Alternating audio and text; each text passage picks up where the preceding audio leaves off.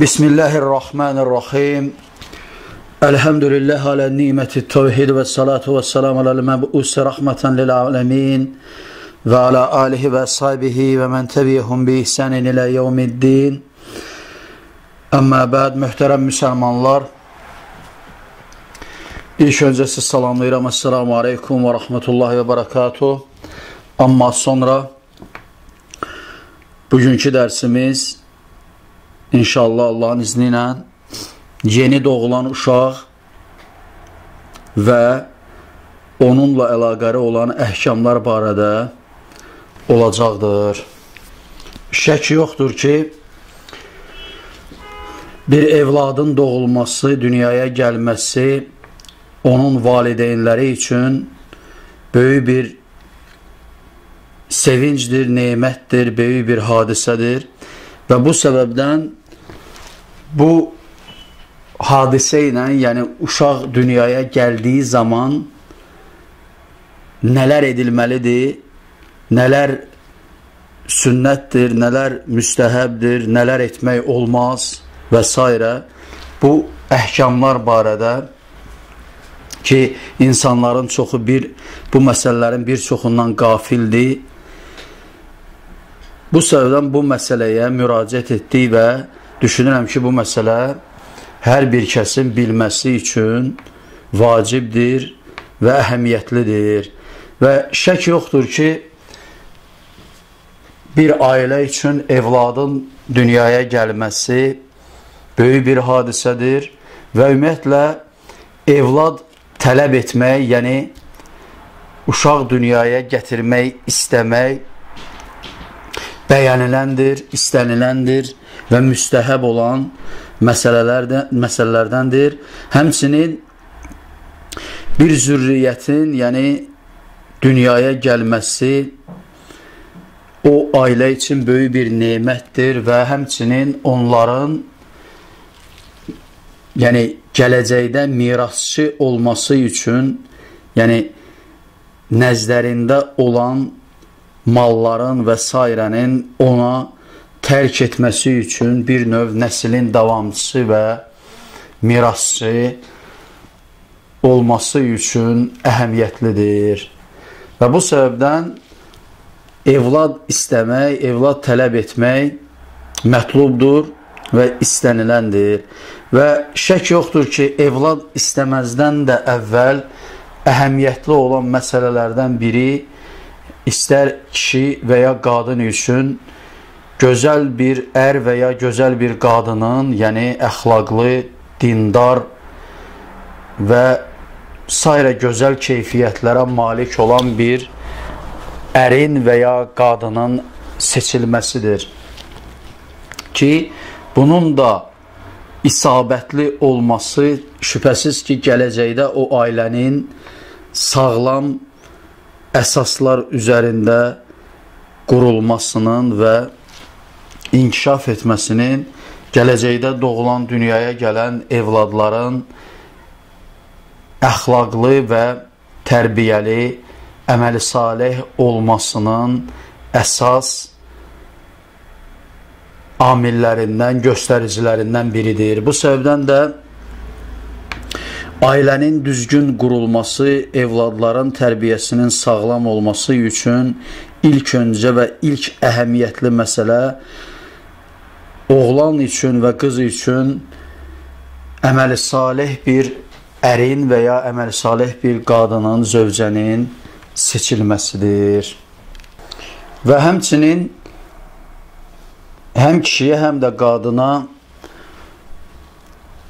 övlad tələb edərkən, cinsə əlaqədə olarkən ondan ibtidaisində Peyğəmbər sallallahu əleyhi və səlləmin bu hal üçün dediyi duanı etmək müstəhəbdir, sünnətdir ki, gələcəkdə doğulan uşaq əməli salih olsun və şeytanın vəsvəsəsindən uzaq olsun. Və bu barədə Peyğəmbər sallallahu əleyhi və səlləmdən Abdullah İbni Abbasın, Allah hər ikisindən razı olsun, rəvayət etdiyi hədis varid olmuşdur. Hədisdə deyilir ki, Abdullah İbni Abbas radiyallahu anhuma Ənin Nəbiyyi sallallahu aleyhi və səlləm qalə Ləv ən əhədəkum İzə ətə əhləku qalə Bismillahi Allahümmə cənnibnə şeytanə və cənnibi şeytanə mə razaqtənə və qudiyə beynəkümə vələdun ləm yadurruhu şeytanun əbədə. Abdullah ibn Abbasdan Allah hər ikisindən razı olsun, rəvayət edilmişdir ki, demişdir ki, Peyğəmbər sallallahu aleyhi ve sellem demişdir ki, əgər sizdən biriniz əhlinin yanına getdiyi zaman, yəni cinsi əlaqədə olduğu zaman, olma ərəfəsində, yəni Bismillahi Allahümmə cənnibnə şeytanə və cənnibi şeytanə mə razaqtənə duasını oxuyarsa və onların arasında olan o ilişkidən, yaxınlaşmadan bir uşaq dünyaya gəlmiş olarsa, ona əbədi olaraq şeytan zərər verə bilməz.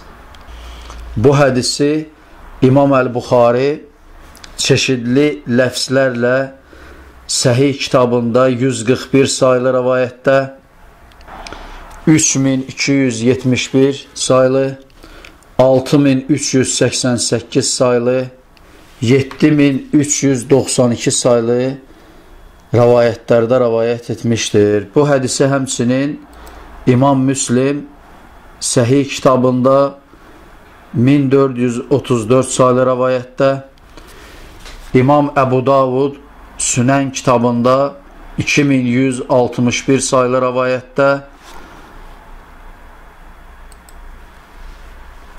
və İmam Ət-Tirmizi Sünən kitabında 1092 sayılı rəvayətdə rəvayət etmişlər.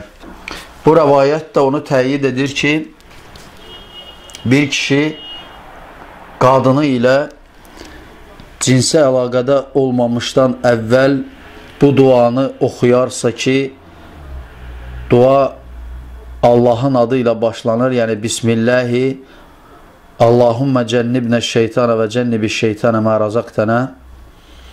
Yəni mənası da, yəni Allahım şeytanı bizdən uzaq elə, uzaqlaşdır, yəni və bizə verdiyin ruzudan da şeytanı uzaqlaşdır, yəni şeytandan onu qoru.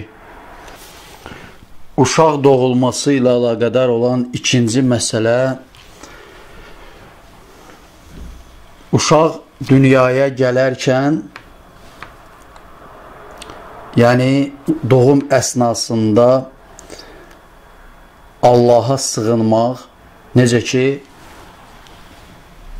Quran-ı Kərimdə Ali İmran surəsində İmranın zövcəsi, yəni Məryəmin anası Məryəmi dünyaya gətirərkən, yəni bu cür etdiyini, yəni Allaha sığındığını qeyd edilir və deyilir ki, Uca Allah demişdir ki, Rabbi inni vədətuhə unsə vallahu a'lamu bima vada'at və leysə zəkaru kal-unsə və inni səmmeytuha Məryəmə və inni ə'izuhə bikə və zürriyyətəhə minəşşeytanirrəcim. Uca Allah demişdir ki, ondan azad olduğu zaman demişdi ki, ey Rəbbim, mənim qızım oldu. Allah onun nə doğduğunu daha yaxşı bilirdi. Axı oğlan qız kimi deyildir. Mən onun adını Məryəm qoydum, onu və onun nəslini lənətlənmiş şeytandan qorunmağı sənə həvalə edirəm. Ali İmran surəsi 36-cı ayədə bu ayə qeyd edilir. Yəni doğum əsnasında qadının evlad dünyaya gətirərkən şeytanın vəsvəsəsindən qorunması üçün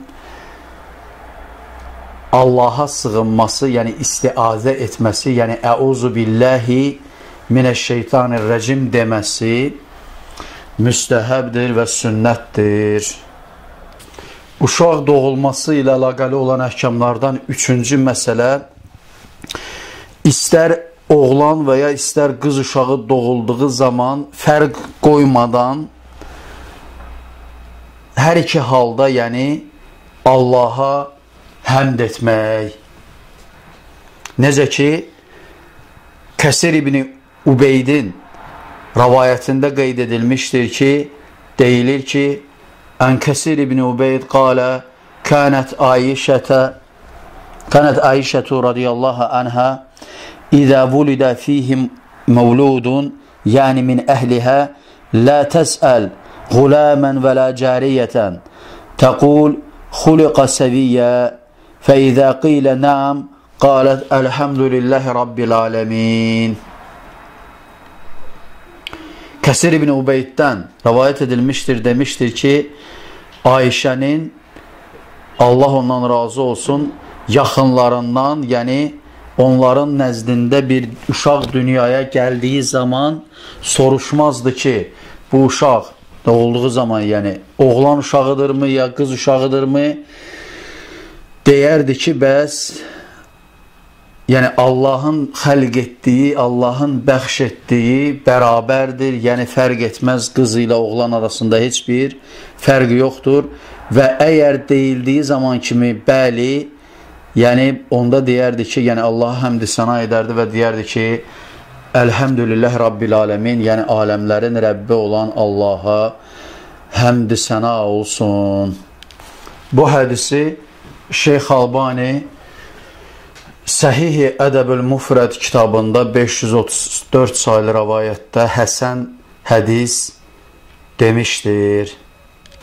Uşaq dünyaya gələrkən edilməsi sünnət və müstəhəb olan əməllərdən dördüncüsü, uşaq dünyaya gələrkən şeytandan və göz dəymədən Allaha sığınmaq. Necə ki, Abdullah ibn Abbasın rəvayətində gəlmişdir ki, deyilir ki, Abdullah ibn Abbas radiyallahu anhuma qalə, كان رسول الله صلى الله عليه وسلم يؤوز الحسن والحسين ويقول أعيذكما بكلمات الله التامة من كل شيطان وهامة ومن كل عين لامة ويقول إن آباكما كان يؤوز بهما إسماعيل وإسحاق. Abdullah ibn Abbasdan, Allah hər ikisindən razı olsun, rəvayət edilmişdir ki, demişdir ki, Peyğəmbər sallallahu aleyhi ve sellem Həsən və Hüseyin dünyaya gəldiyi zaman Allaha sığınaraq, istiazə edərək bu duanı oxumuşdur, demişdir ki, Əuzukuma bi kəlimatillahi tammə min kulli şeytani və həmmə və min kulli aynin ləmmə, bu duanı oxumuşdur və sonra da demişdir ki, şübhəsiz ki, sizin ikinizin də atanız, yəni İbrahim əleyhissalam, İsmail və İshak, yəni oğlanları, uşaqları, İsmail və İshak doğulduğu zaman bu cür, yəni bu kəlmələrlə Allaha istiazə etmişdir, Allaha sığınmışdır. Bu hədisi İmam Əl-Buxari Səhih kitabında 3371 saylı rəvayətdə, İmam Əbu Davud Sünən kitabında 4737 saylı rəvayətdə, İmam Ət-Tirmizi Sünən kitabında 2060 saylı rəvayətdə, İmam İbn Məcə Sünən kitabında 3525 saylı rəvayətdə və İmam Əhməd Əl-Müsnəd kitabında 2112 və 2434 saylı rəvayətlərdə rəvayət etmişlər. Bu məsələ də və bu hədis də onu ifadə edir ki, yəni uşaq dünyaya gəldiyi zaman Allaha sığınmaq və uca Allahın bütün, yəni tam kəlmələri ilə, yəni onun gözəl adları və s. ilə Allaha sığınmaq bütün şeytanlardan, yəni onların və zəhərlənmədən və həmçinin xain gözlərdən, yəni gözdəymələrdən və s.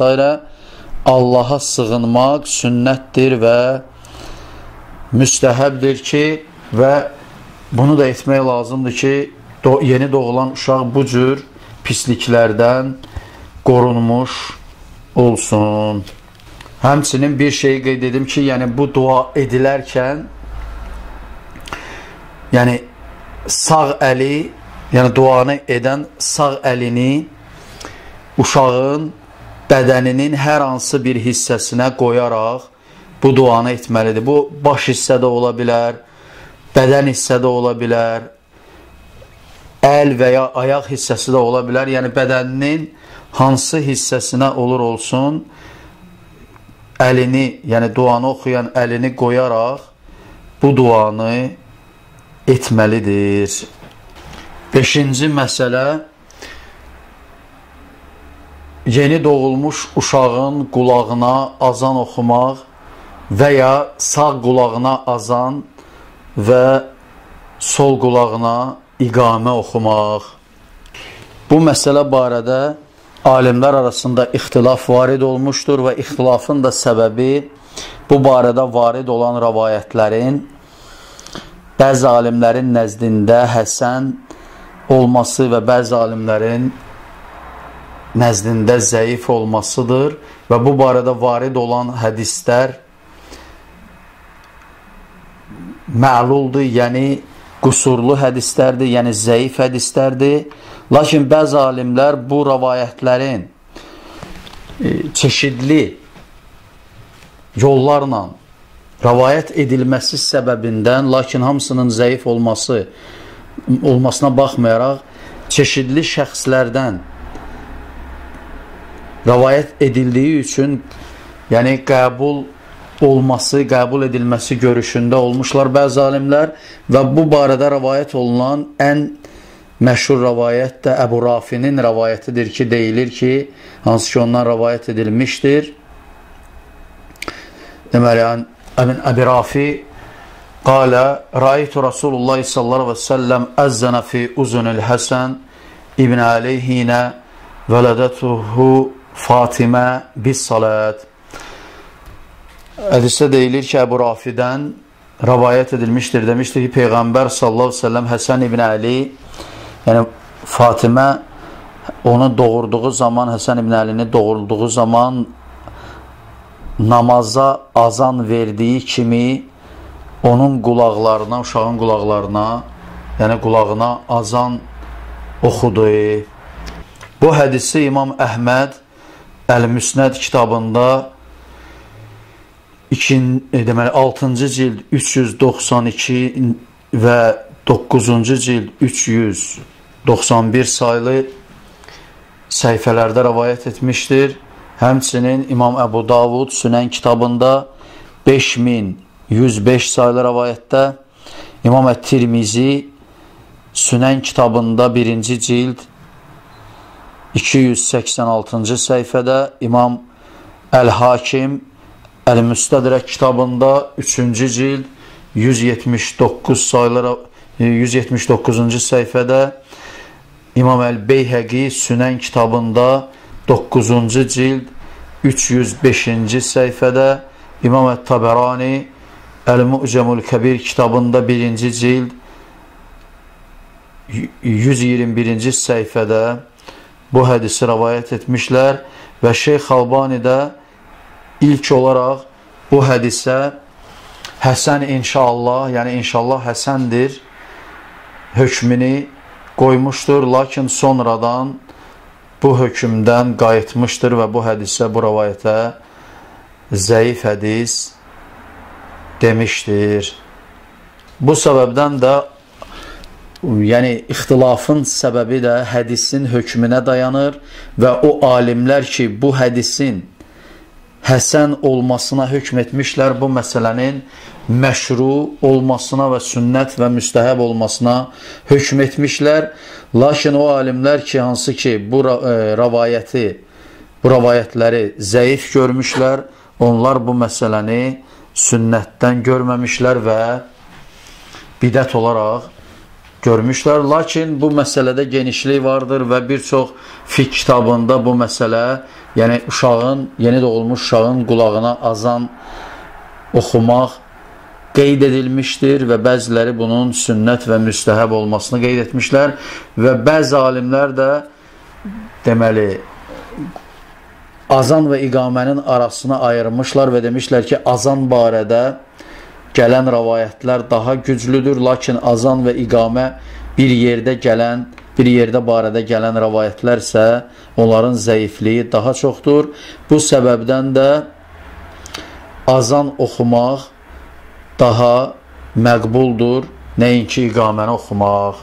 Və deyildi ki, bu məsələdə genişlik vardır və istəyən kəs, yəni yeni doğulmuş uşağın qulağına azan oxuya bilər və bundan da məqsəd, yəni yeni doğulmuş uşağın qulağına ilk olaraq Allahın kəlmələrinin, yəni Allahın böyüklüyünün, Peyğəmbər sallallahu əleyhi və səlləmin, yəni onun rəsulu olmasının, bunun eşitməsini təmin etməkdir və bu da mətlubdur əslində ki, yeni doğulan uşaq məhz ilk eşidəcəyi kəlmələr Allahın kəlmələri olmuş olsun. Yeni doğulmuş uşaq ilə əlaqəli olan məsələlərdən 6-cısı uşağın atasına nisbət edilməsidir.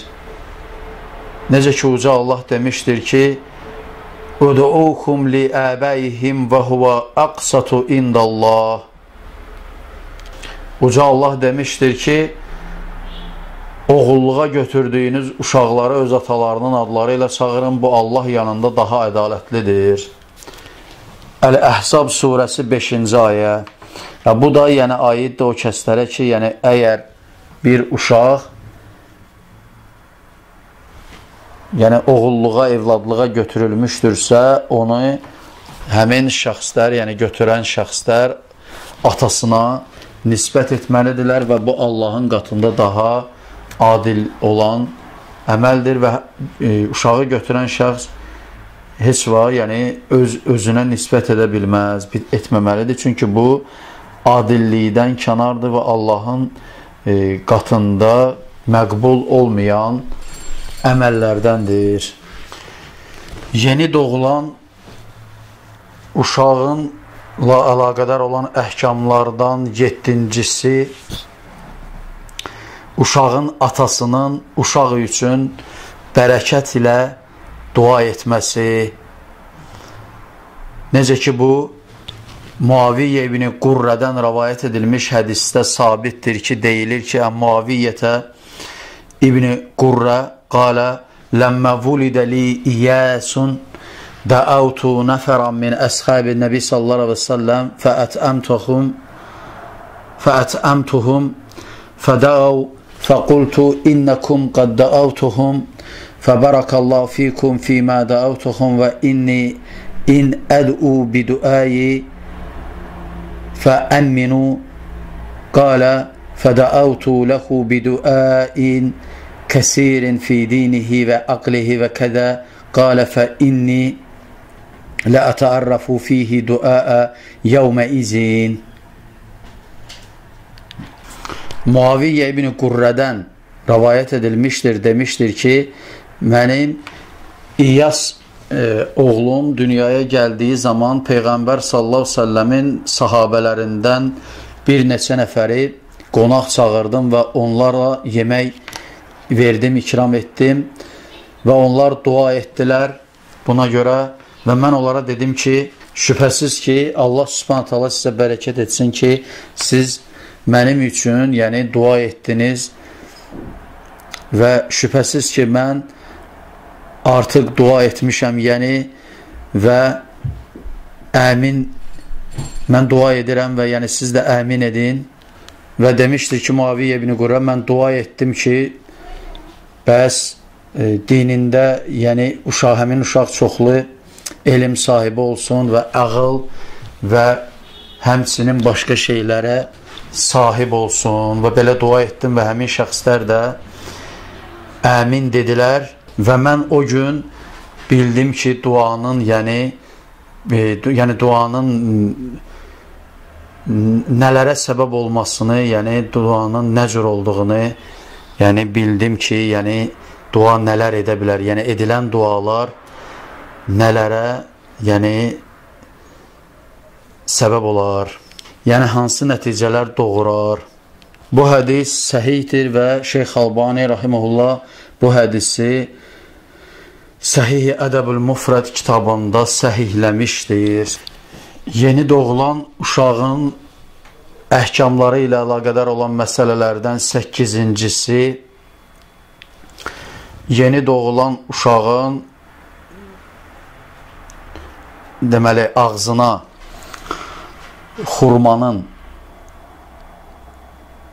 yəni ağızda çeynəyib xurmanın şirinini onun damağına sürtmək və onun üçün bərəkətlə dua etmək. Necə ki, bu Həzrəti Ayşənin radiyallahu anhanın hədisi ilə sabitdir. Deyilir ki, Ənə Ayşətə radiyallahu anha qalət kənə Rasulullah sallallahu aleyhi ve sellem yu'tə bis-sibyan fədəu ləhum bil-bərəkə və yuhənnikuhum.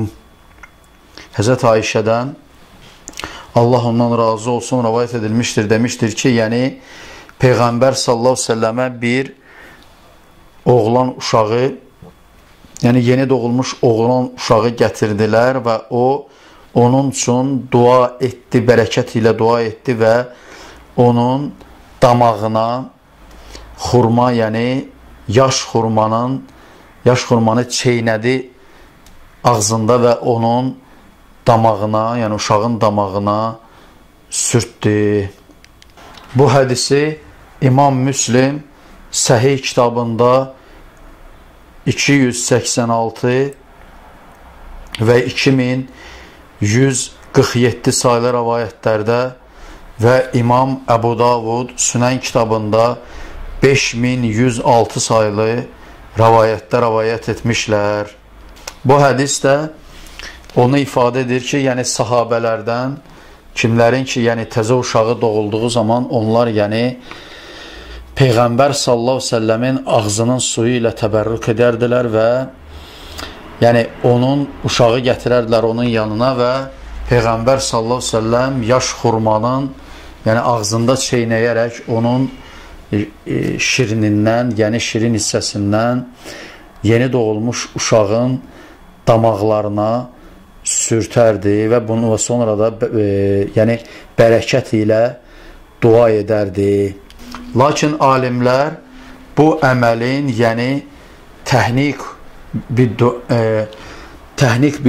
yəni dua ilə xurmanın, yəni çeynəyib uşağın ağzına sürtülməsinin Peyğəmbərə xas olub olmaması məsələsində ixtilaf etmişlər. Bəzi alimlər demişlər ki, bu yəni məsələ Peyğəmbərə xasdır, bir başqasının etməsi məşru deyildir. Lakin başqa alimlər isə demişlər ki, bunu həm Peyğəmbər sallallahu aleyhi ve sellem həm də başqaları edə bilər. Və bu məsələdə də genişlik vardır və ümumiyyətlə uşağın ağzına təhnik etmək məsələsi və bərəkətlə dua etmək məsələsini bunun atası da edə bilər. Lakin yaxşıdır ki, yəni hər hansı bir məsələdə irəli gəlmiş fəzilət əhli olan birisinə bunun edilməsi və onun bərəkət ilə dua etməsi, məsələn, alim olan bir şəxs və s. edə bilər və yəni hər hansı bir məsələdə, məsələn, hifzi güclü olan bir şəxs edə bilər və s.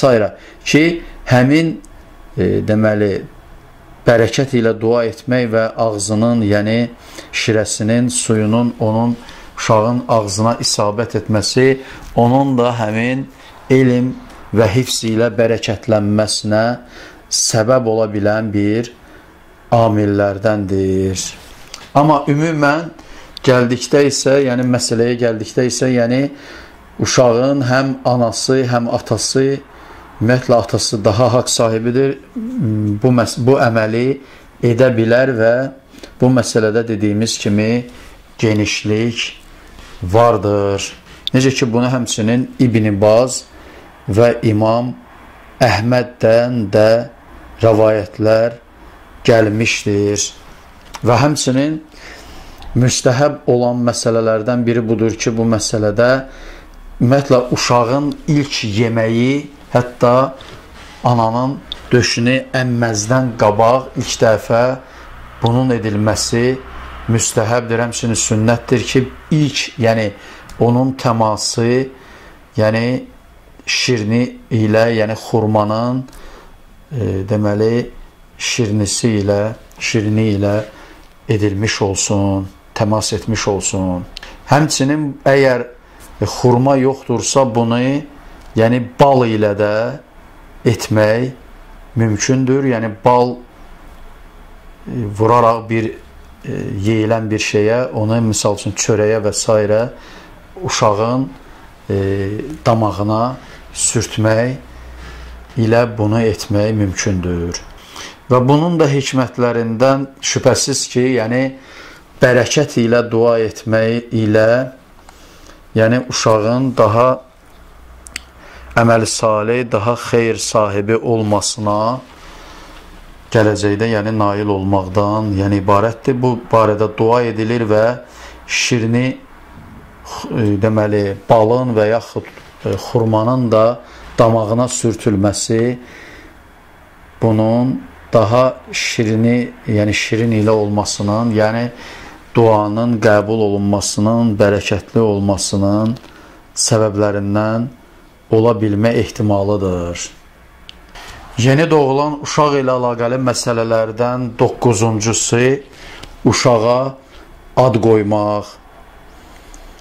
Və bu məsələdə, məsələnin tərkibində bir neçə məsələ vardır. Birinci məsələ, bu məsələnin tərkibində olan məsələlərdən birincisi, yəni yeni doğulan uşağa ad qoymaq haqqı ilk olaraq uşağın atasına aiddir. Yəni ilk olaraq haqq sahibi olan ki, uşağa ad qoymaqda onun atasıdır. Necə ki, İbn-i Qeyyim rahiməhullah demişdir ki, qalə İbn-i Qeyyim həzə mimmə lə nizə fihi beynən nəsi və ənil əbəveyn izə tənəzəə fi təsmiyyətil vələd və hiyəl lil-əbi. İbn-i Qeyyim Əl-Cəvziyyə, Allah ona rəhmət etsin, demişdir ki, İnsanlar arasında ixtilaf olmayan məsələlərdən budur ki, əgər uşağın ata-anası ixtilaf edərsə, uşağın ad qoymasında, əgər ixtilaf olarsa, haqq sahibi uşağın atasıdır. Yəni, uşağa ad qoymaqda haqq sahibi uşağın atasıdır. İbn-i Qeyyim Tuhuvətül Mavdud bi Əhkamil Məvlud kitabı 233-cü səhifədə bunu qeyd etmişdir. Həmçinin ata və anadan başqa birisinin ad qoyması da caizdir. Lakin hər iki tərəfin razılığı ilə bu, yəni könüllü surətdə edilməlidir. Necə ki, yəni sələfin həyatından bu sabitdir. Necə ki, məsələn, Əbu Musa Əl-Əşaridən rəvayət edilmiş hədisdə deyilir ki, Ən Əbi Musa Əl-Əşari radiyallahu anhu qalə Vulidə li gulamun fəateytu bi Nəbi sallallahu aleyhi və səlləm fəsəmməhu İbrahim fəhənnəkəhu bi tamra və dəaləhu bil bərəkə və dəfəhu iləyyə. Əbu Musa Əl-Əşaridən rəvayət edilmişdir ki, demişdir ki, mənim bir oğlan uşağım dünyaya gəldiyi zaman mən onu Peyğəmbər sallallahu aleyhi ve səlləmə apardım və o onun adını İbrahim qoydu və xurma ilə onun damağına sürtdü və bərəkət ilə dua etdi və sonra onu mənə qaytardı. Bu hədisi İmam Əl-Buxari Səhih kitabında 5467 və 6198 saylı rəvayətlərdə rəvayət etmişdir. Uşağın ad qoyması ilə əlaqədar olan ikinci məsələ, uşağın adının qoyulmasının vaxtı. Bu məsələdə də, yəni uşağın ad qoymağın vaxtında da bir neçə qayda vardır və ya vaxt vardır və onu ümumiyyətlə bir neçə mərhələdə etmək mümkündür. Həm məsələn, uşaq doğulmamışdan qabaq da uşağın adını qoymaq olar və ya doğulduğu gün və ya ondan bir neçə gün sonra da həmin vaxt ərzində də uşağa ad qoymaq mümkündür. Necə ki, yuxarıda qeyd etdiyimiz Əbu Musəl Əşarinin rəvayətində radiyallahu anhu deyilir ki, yəni uşaq dünyaya gəldiyi gün, yəni mən uşağımı, yəni həmin uşağı Peyğəmbər sallallahu əleyhi və səlləmə gətirdim və o onun adını İbrahim qoydu və ona deməli xurma ilə damağına sürtdü və bərəkət ilə onun üçün dua etdi. İkincisi, ad qoymalardan uşaq üçün uşağın doğumunun 3-cü günü onun adını qoymaq barədə deməli İmam Əl-Xallalın Cami kitabında İmam Əhməddən gətirdiyi rəvayət vardır. Deyilir ki, Qaləl Xallal fi camihi rahməhullah Bab zikri təsmiyyəti səbi Əxbərəni Abdülmalik İbni Abdülhəmid qalə Tuzakirnə ləkum yüsəmməs səbi fəqalə lənə Əbu Abdullah Əhməd ibn Həmbəl Ləmmə sabit fəravə ən Ənəs radiyallahu anhu ənəhu yüsəmmə lisələsəti və əmmə Səmurə radiyallahu anhu fəyüsəmmə yevmüs səbi. Əl-Xallal Cami kitabında demişdir ki, Allah ona rəhmət etsin, ayrıca bab açmışdır ki, uşağın ad qoymasının qeyd edilməsinin babı və orada demişdir ki, mənə xəbər verdi Abdülmalik ibn Abdülhəmid, dedi ki, bizə uşağın ad qoyması barədə xəbər ver və bunun üzərinə dedi ki, bizə Əbu Abdullah Əhməd ibn Həmbəl dedi ki, bu sabitdir, amma sabitdir, Ənəs ibn Malikdən, Allah ondan razı olsun, gələn rəvayətə görə bunun 3-cü günü, uşağın doğumunun 3-cü günü edilməsidir, sabitdir, amma Səmurədən, Allah ondan razı olsun, rəvayət olunan rəvayətə görə bunun uşağın doğumunun 7-ci gün adlandırılması sabitdir. Necə ki, bu rəvayət edilmişdir İbn-i Qeyyim Əl-Cəvziyyənin Tuhvətül Mevlud bi Əhkəmil Mevlud kitabında 167-ci səhifədə bu rəvayəti qeyd etmişdir. Amma ad qoymada vaxtlardan dedim ki, bəs 3-cüsü deyildiyi kimi 7-ci günündə, necə ki, yuxarıda da qeyd edildi, uşağın doğumunun 7-ci günü ad qoyulması, bu da Səmurənin rəvayətində gəlir, necə deyilir ki, Ən Səmurətə ibn Cundub qalə Rasulullah sallallahu aleyhi ve sellem Əl-Gulamu murtəhinun bi əqiqətihi tuzbəhu ənku yevmus səbi və yüsəmmə və yuhləqu rasəh.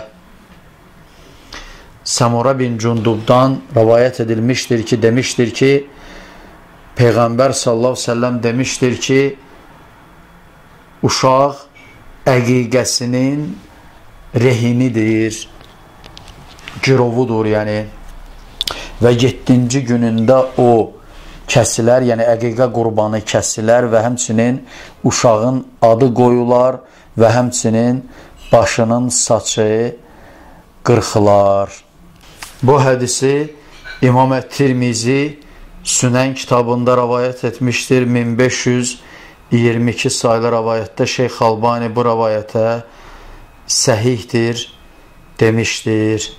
Həmçinin mühüm məsələlərdən biri uşağa ad qoyularkən gözəl adların seçilməsidir və bəzi adlar var ki, hansı ki onlar uca Allahın qatında məqbul sayıla bilən adlardan deyil və ya pis adlardandır. Necə ki, hədisdə də Peyğəmbər sallallahu əleyhi və səlləmdən rəvayət edilmişdir. Necə ki, bu Əbu Vəhbəl Cüşəminin rəvayətində qeyd edilmişdir. Deyilir ki, ən Əbi Vəhbəl Cüşəmi qalə Rasulullah sallallahu əleyhi və səlləm əhəbbul əsmə ilallah Abdullah və Abdurrahman və əstəquhə Haris və Hummam və əqbəhuhə Hərb və Murrə. Əbi Vəhbəl Cüşəmidən rəvayət edilmişdir. Demişdir ki, Peyğəmbər sallallahu əleyhi və səlləm demişdir ki, Allaha ən istəkli adlar Abdullah və Abdurrahmandır və onlardan ən doğru olanı Allah üçün Haris və Hummam olanıdır və ən pis olanı da Hərb və Murrədir.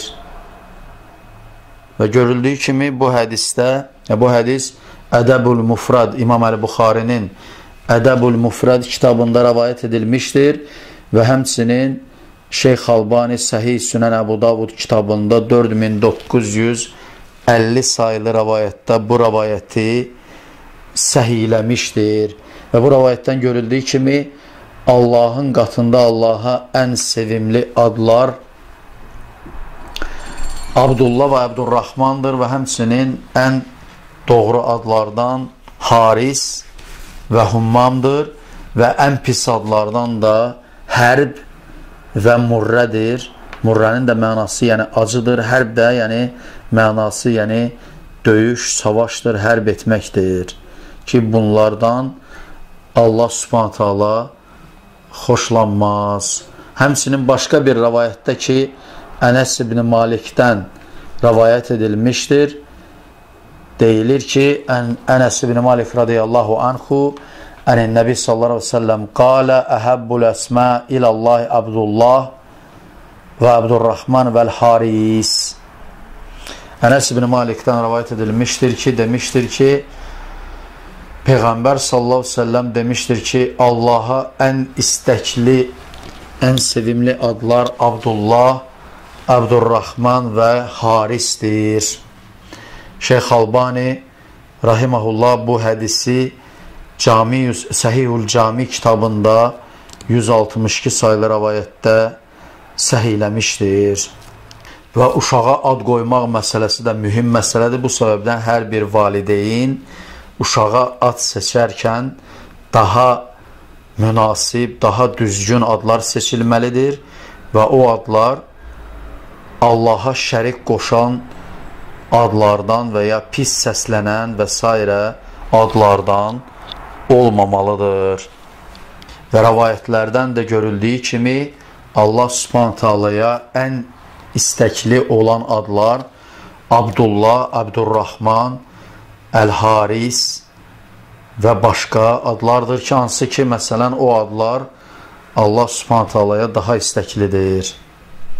Və bu səbəbdən uşaqlara ad seçərkən valideynlər çalışmalıdırlar ki, düzgün adlar seçilsin ki, uşağın gələcəkdəki fəaliyyətinə və s. Həmin ad manəçiliyi və s. törətməsin. Həmçinin uşaqlara, uşaq vaxtı, yəni uşaq olduğu vaxt, məsələn, təsğir siğəsi ilə, vəzni ilə adları çağırmaq olar. Məsələn, necə ki, məsələn, Ənəsə Uneys və ya Osmana Useymin və ya Ömərə Umeyr kimi adlar qoymaq, adlar demək olar. Lakin bunu onun, yəni uşaq olduğu zaman deyilməlidir. Necə ki, bu da Peyğəmbər sallallahu əleyhi və səlləmdən rivayet olunan hədislərdə gəlmişdir. Necə ki, məsələn, Peyğəmbər İmam Müslimin Səhih kitabında deməli, rivayət etdi. Rivayətdə Peyğəmbər sallallahu əleyhi və səlləm Ənəs ibn Malikə radiyallahu anhuya ya Uneys deyərək çağırmışdır və həmçinin başqa, yəni adlar da, hansı ki, məsələn, Umeyr, Ömərə Umeyr və ya Osmana Useymin və s. demək də caizdir. Həmçinin Peyğəmbər sallallahu əleyhi və səlləmdən rivayət edilən rivayətdə deməli, Peyğəmbər sallallahu əleyhi və səlləm Zeynəb binti Ümmü Sələmə uşaq olduğu zaman onu oynatarkən ona dəfələrlə ya Züveynəb deyərək onu belə çağırardı və Züveynəb də Zeynəbin təsğir siğəsidir, vəznidir. Ki, necə ki, bunu Ziya Əl-Maqdisi Əl-Muxtarat kitabında 2-ci cild 45-ci səhifədə rivayət etmişdir. Şeyx Albani də Silsilətil Əhadis-ü Sahihə kitabında 1241 sayılı rivayətdə bu rivayəti səhihləmişdir. Beləliklə, bu dərsimiz, yəni bu mövzumuz ümumən bitmədi hələ. Bu birinci dərsdir və biz uzun olduğu üçün bu dərsi tamamlamaq, yəni bu yerdə tamamlamaq zorundayıq. Lakin mövzu bitmədi və bu mövzu davam edəcək gələn dərslərimizdə inşallah və bu dərsimizdə biz yeni doğulan uşaq ilə əlaqəli bəzi əhkamlara toxunduq və inşallah gələn dərsimizdə bu mövzunu davam etdirəcək və sonda uca Rəbbimiz Allaha həmdü səna edirəm və Peyğəmbərimiz Muhammed sallallahu əleyhi və səlləmə, onun əhl-i beytinə, bütün sahabələrinə və qiyamətə qədər gözəl biçimdə onların yoluna tabi olanların üzərinə Allahın salavatı və salamı olsun. Esselamu aleykum və rəhmətullahi və bərəkatuh.